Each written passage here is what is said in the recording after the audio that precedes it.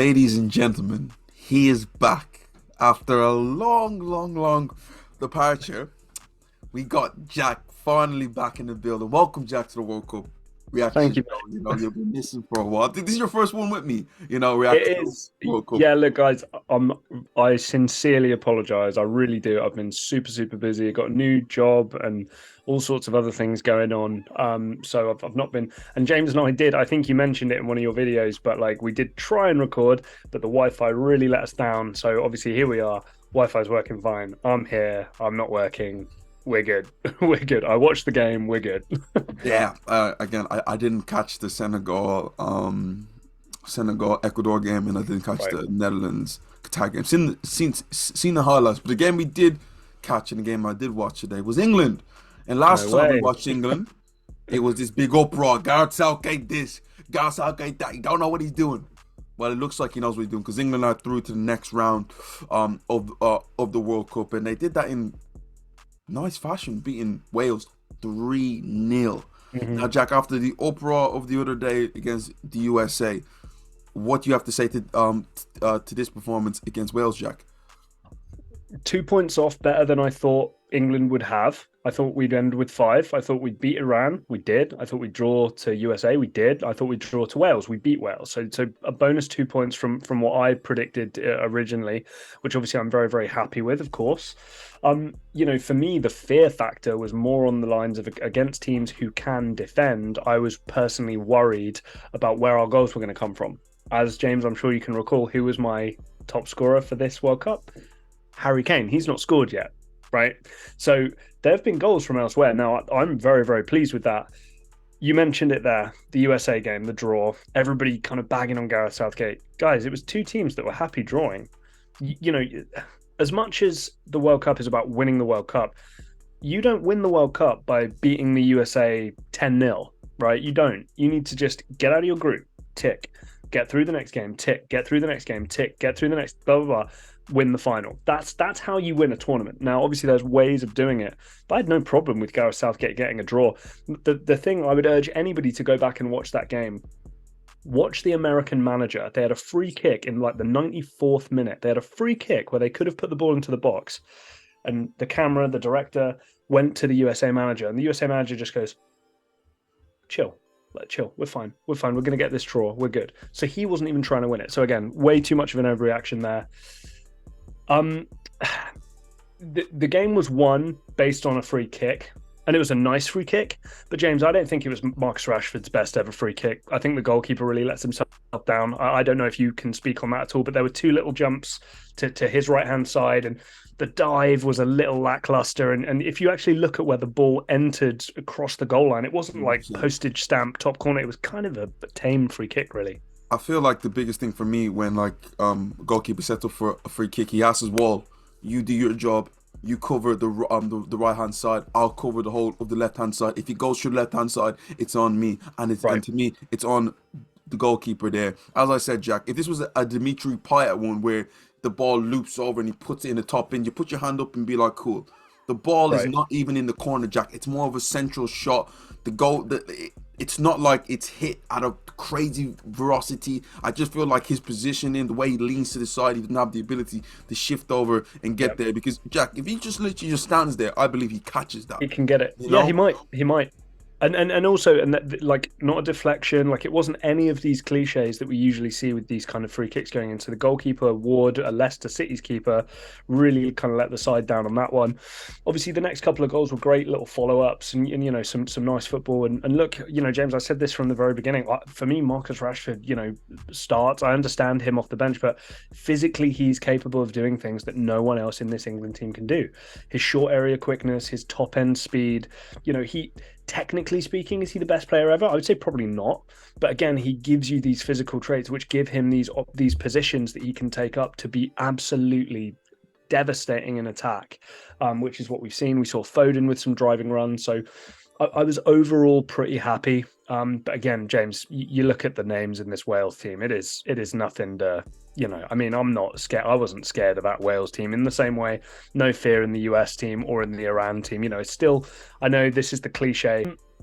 And James, this is something that you bring up all the time, and I think you're right. I don't really like this, but I think you're absolutely right every time you say it. You only can play who's in front of you. England can only play the teams they draw against. They can only beat Senegal.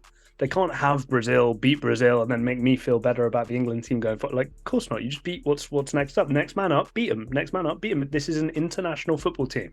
It's always going to be somewhat of a challenge. I'm above where I thought England would be, and I think there's more upside going forward. The defense looks better than I thought it would. Pickford looks comfortable. Bellingham is a superstar and might be the best player in the whole team. And yeah, Rashford and Foden both need to start. The biggest kind of point that I guess I want to talk to you about. I don't know if you're happy to take the conversation here or not, but does Harry Kane need to go to the bench, James? That's Um, my question because I've not seen too much from him. I've got to be honest. um, I don't.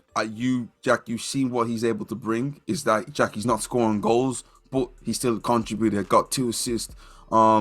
In the what game the England played the Iran game, and Jack he was able to assist Phil Foden again. Like Harry Kane to me, you take Harry Kane out of this England team, to me it's a whole different ball game. And sometimes Right. it can be a positive thing, but he needs to play. It's him, and then you got to surround players around him. My biggest thing from this game, Jack, you mentioned Phil Foden. If I'm Bukayo Saka, I still think I You deserve my should be place starting. in this Right. team. But if you're Marcus Rashford, he's easily played his way You into should the be starting starting. Yep, for sure. 11. And Jack, it's not just because of the fact that he scored the 2 goals, but everything positive about England going forward in the first half, which was frustrating, Jack. He was in the heart of. He was the Yeah. one getting shots off on goal. He was the one running in behind. And yes, Jack, he should have done better with the first chance like he got. But he was very, very positive in the way that he was moving. So I look at Gareth Southgate right now and his picking his England team. How can he get the best out of Harry Kane? And like how he could get the best out of Harry Kane in my eyes is having runners around him, and a Right. runner like Marcus Rashford with the quality he has overall, like not only in play but from set pieces like you see, I think is a big bonus there. And the big thing for Marcus Rashford, Jack, he got 3 goals in the World Cup. He's in line for a golden boot. So listen, fair play to him Hmm. in that situation. I felt England overall, yes, it's a good performance, but the game changed based on the goal, Jack. Because I believe is that the set piece doesn't go in. England get more frustrated, more frustrated, Hmm. more frustrated. That goal goes in, it deflates Wales, and it just gives England that extra bit of boost. They get the quick fire second, and then the game just kind of becomes a bit of a testimonial at the end. So big up for the goal, but if that goal doesn't go in, I Which ask which myself some, which it shouldn't have really, you know, if we're being honest. yeah, but you're right there. But I ask myself, Jack, so where is England's options to create? By the Harry Kane dropped him through the center, I looked at the midfield, and yes, the energy was there when when they didn't have the ball from the point of view of how many times you've seen Declan Rice interception, how many times you've seen Jude Bellingham and Jordan Henderson intercepting, and like that might be a positive going against teams who, let's say, have the ball a lot more, and England are able to hit them on the counter. But against teams who do sit back, I ask myself, where are England going to break teams down from? And that's my only thing, because I didn't see a clear plan of what England were going to do.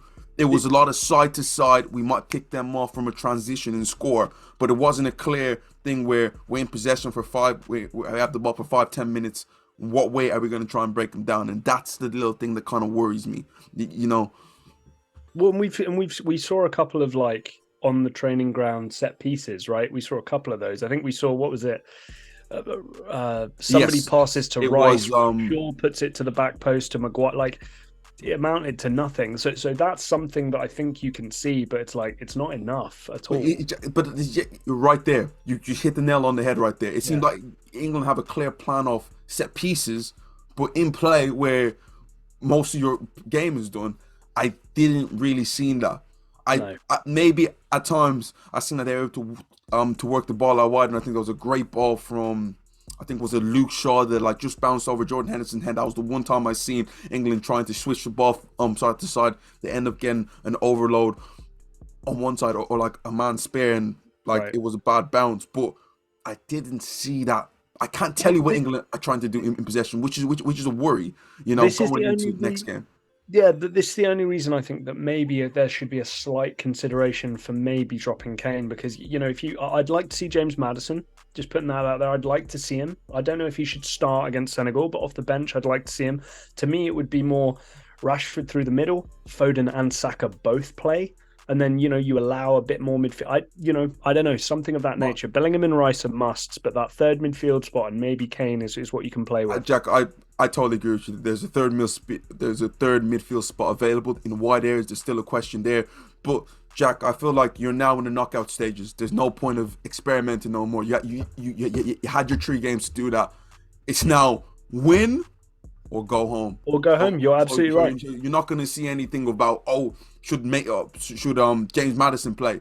He's not playing now. I'm sorry. No. Someone like Trent Alexander-Arnold, they're not playing. This is do or die in the next game against Senegal. To me, if Sadio Mane was playing, I would easily pick Senegal to beat England. Is a whole different ballgame with the jeopardy at stake of knockout football is a different ballgame, So my one final thing which was pointed out to me was the left side, left centre back, left wing, Manchester United.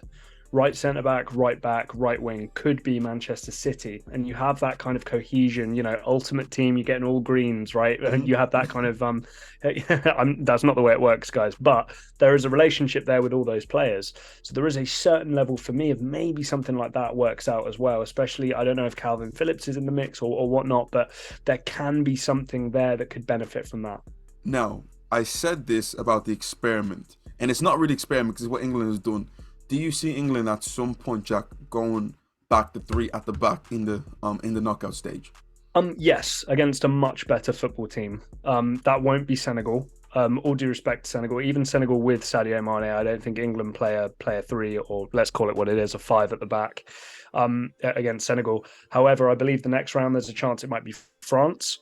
I'm just saying, if you got Kylian Mbappe out there on that left wing, I think you're going to need Kyle Walker and you're going to need Trippier, or you're going to need something to try and figure that out, and that may be the way to go about it for those guys. But realistically, James, what have we seen a lot of the time from this England? It's just been a bit too conservative, a bit too passive.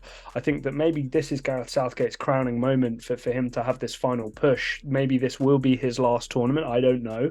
I think that there's a thought process that maybe he'll do the next Euros, and then maybe, who knows, maybe he'll do the next World Cup. But there's been rumblings that it might be coming to an end. So for me, don't go out with a whimper. Go out and go for it.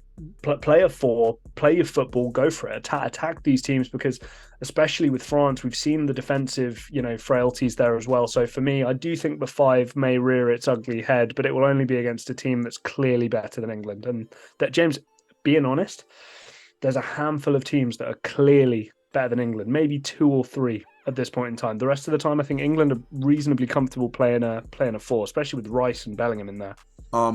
Jack, before we can talk about the extra stuff with the knockout stage. So let's just talk about the other group stage games. So America were able to beat Iran in this sort of Cold War politicized, yes.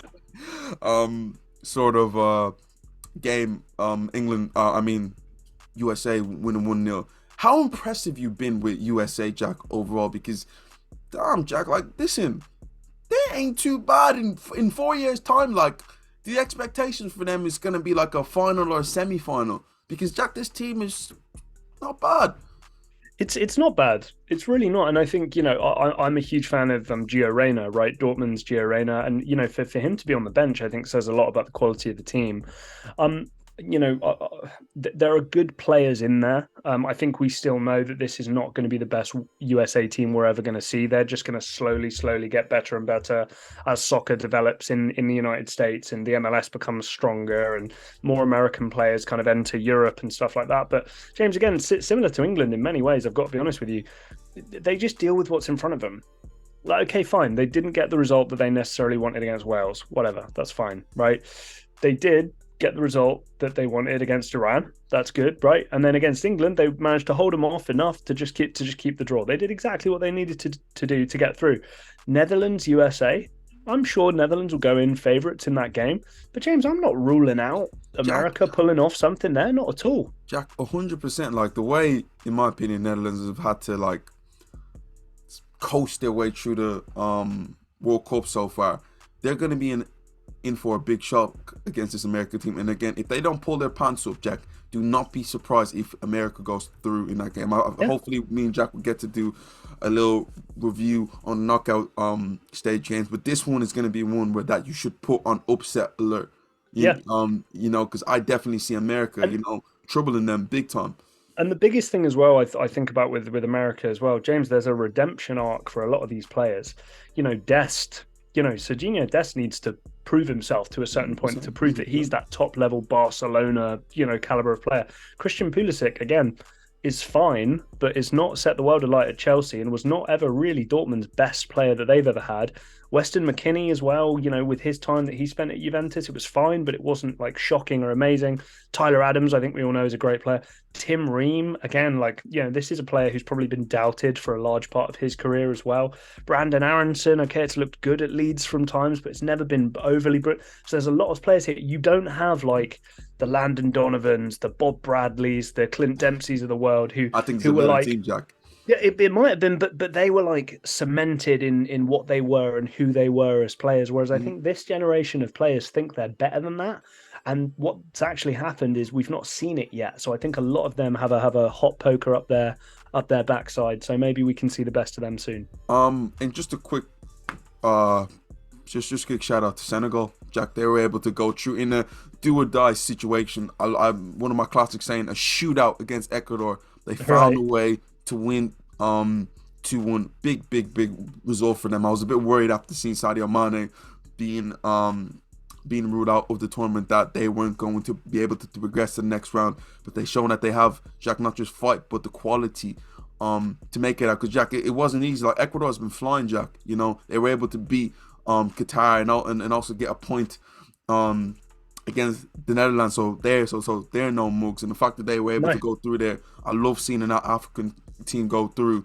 But their game against England, Jack, is it gonna be straightforward, or are we gonna be in for another surprise there?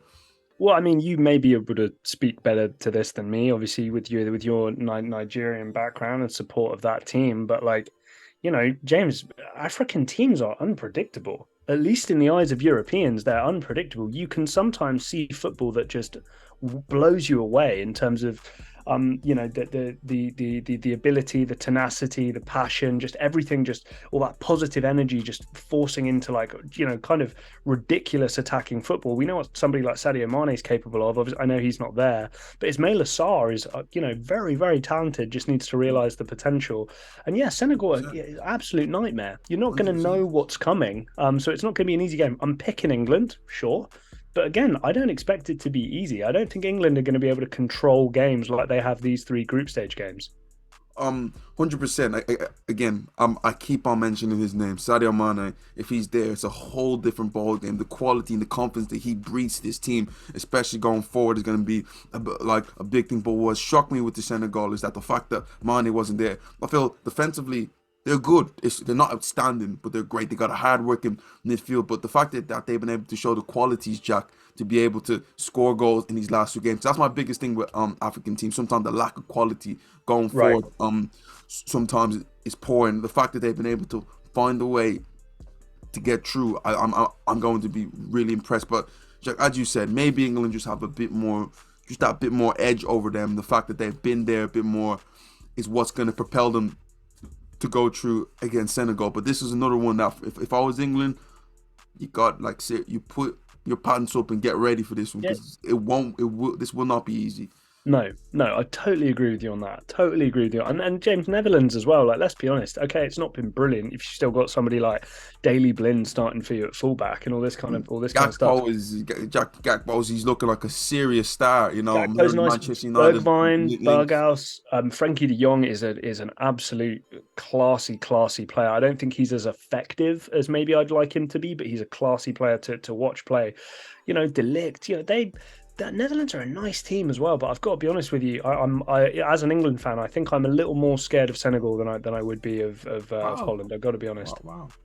Yeah. But guys, England fans, let me know what you think. Is it Gareth Southgate out already? And I know what the British media are like. You got your Phil Foden. You happy? You got it. He played well, but He did all Marcus right. Rashford, yeah, Marcus Rashford was the guy. So I want to see Mm. him get all the headlines there. Senegal, Holland, everybody. Comment down below. Let us know your opinion on the knockout stages. Is your team gonna make the quarterfinals? Let us know, and we will see you guys in the next reaction show.